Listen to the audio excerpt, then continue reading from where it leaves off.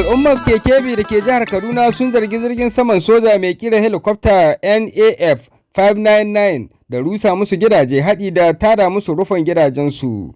Dai jirgi ya shigo yana ta yawo na security, yana yawo a gari sadda za mu fito to da yake yawo ƙasa-ƙasa. Za ku ji ƙarin bayani a cikin wannan bidiyon namu a yanzu. Amma fa muna buƙatar da ku daure ku mana subscribing sannan ku yi mana liking don ƙarfa mana gwiwa mu ci gaba da kawo muku labaran gaskiya da gaskiya daga nan Farko TV 7.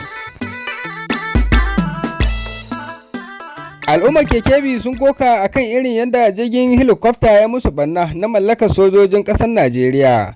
Jirgin na sojojin sama ya halarci garin Kekebe ne domin tabbatar da tsaro yana sintirinsa a sama.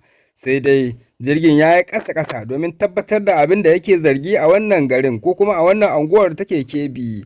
To saukowarsa ƙasa-ƙasa kenan ya samar da iska mai ƙarfin gaske wanda ya zama sanadiyar buɗewar rufin gidaje kana da faɗuwar ginoni.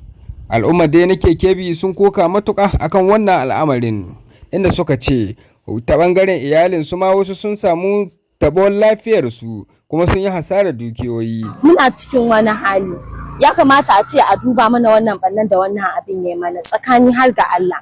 Amma fa ta bangare ɗaya al'ummar na Kekebe sun yaba wa hukumar soja da kuma gwamna jihar Kaduna kan namijin kokarin da suke yi domin tabbatar da tsaro a garin nasu na Kaduna musamman a yankin na Kekebe. Mu dai kamar itila'i za mu ɗauka, amma wannan abu an yi ne don a taimake mu, abu ne da ya shafi tsaro. Kuma dole in za a aiki irin wannan na tsaro dole sai an samu irin wannan matsaloli sun faru. Jirgin ya sauko ƙasa-ƙasa ne yayin gudanar da sintirinsa na tabbatar da tsaro a yankin na Kekebe sai wannan ɓannar ta afku. Yanzu haka dai zargin da ake yi an wallafa hotuna da kuma bidiyo na irin yadda gidajen suka rushe da kuma rufin gidaje inda ya bubuɗe wanda ake ganin cewa duk sanadiyar gittawa ko kuma wulgawa wannan jirgin na sojoji ne ya janyo wannan hasarorin. Yanzu haka al'ummar garin Kekebe ko kuma anguwar Kekebe suna kira ga gwamnati da ta tallafa musu domin gyara ɓannace-ɓannacen da suke zargin jirgin saman soja ya musu.